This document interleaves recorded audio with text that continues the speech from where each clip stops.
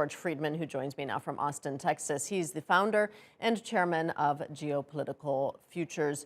George, I'm wondering what your thoughts are on the geopolitical implications of this conflict in Ukraine. Do you see a major shift happening because of this? Yes. First, the Russians have done much worse than I think they expected to. They may still pull it out, but more forces have not come in, and clearly they can't supply all their troops. And trying to fight in cities, as you were talking about a little, is very difficult. The defenders know the city, the attacker doesn't. It can be very bloody.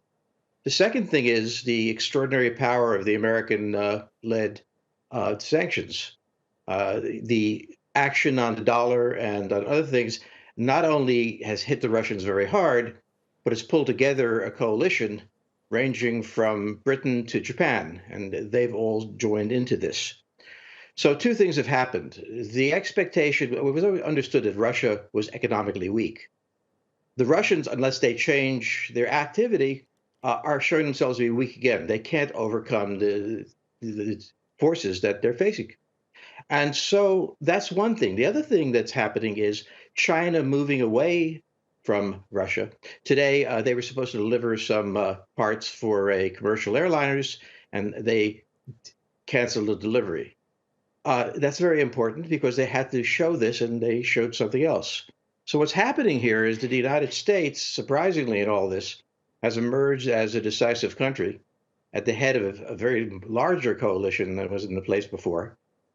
The Russians are fairly diplomatically isolated.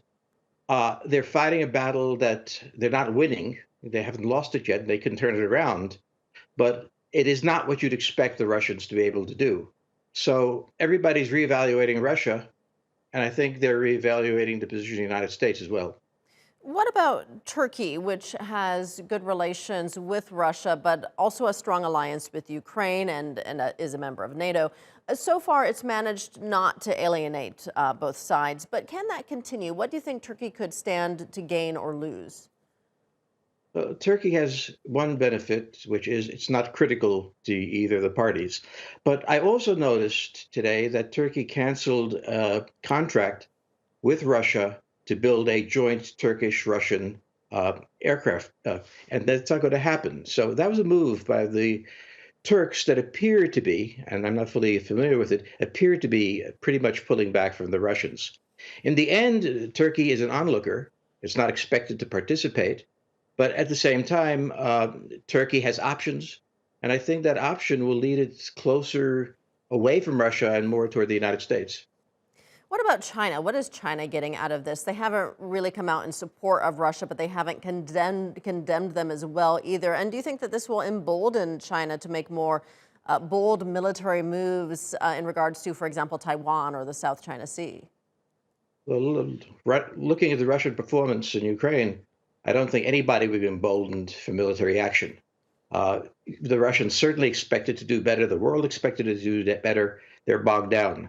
So I don't think it emboldens them. What it does do is really call into question this alliance they had, that they were never that warm on, of what exactly is the value of being aligned with Russia. The second thing is remember that China is an exporting country, and the United States is its largest customer. While this has options around the world to get other customers, the Americans are critical to them. And in this conflict, it really doesn't want to be on the wrong side. And it's conceiving that the Russian side is the wrong side. And so the Chinese are, kind of repositioning themselves in a way. I expect within the next couple of weeks, a very different tone emerging from China. Going back to the sanctions on Russia, which, as we know, are very much harming its economy, do you think that Putin sees that damage to his country's economy as worth it, as a price that he's willing to pay to take Ukraine? Well, I think that's the decision they're making right now. They didn't expect to be in this position. They didn't expect the Ukrainian resistance to be this strong. They didn't expect their attacks to be this ineffective. So certainly they don't want to have these sanctions on them. At the same time, if they retreat from where they are right now, it'll be very politically unsatisfactory, not only internationally, but inside of Russia, because Putin has had the position in Russia of extremely capable man. This wasn't an extremely capable attack. So I would say that right now is the time, and for the past few days, where the Russians are considering their next move.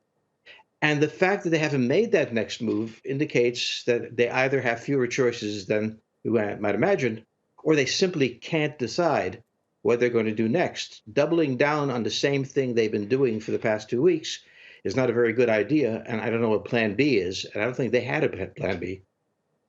Yeah, and considering that this is going much worse than Putin likely expected, as you said, do you think that this is an embarrassment for him and that is likely playing into a lot of the decision making in regards to what's happening in Ukraine? Well, in a normal country, you would expect after a show like this tremendous political opposition to. It's very hard to understand what happens inside the Russian elite. When I look at this attack, it was not professionally planned. This was not a plan of attack that came from the uh, general staff that might be in place. There may be some sort of tension between the staff, who, as professionals, don't want to see this happen, might want to withdraw, Putin, who doesn't want to. But the thing we really have to look for here is after this, I won't call disaster because it's not that yet. After this, what comes after Putin? So if Putin is seen as ineffective, what comes after him? We don't know that. We don't know the elite and the way it's functioning. But I'm looking at the fact that the government seems to be paralyzed, that they're in this situation. They're not effectively gaining on it. They're taking casualties and they're not changing their position. So the way it looks to me is that somehow or another they've paralyzed themselves. I'm not sure how. All right, we'll leave it there. And some valuable insight from George Friedman in Austin, Texas. Thank you so much.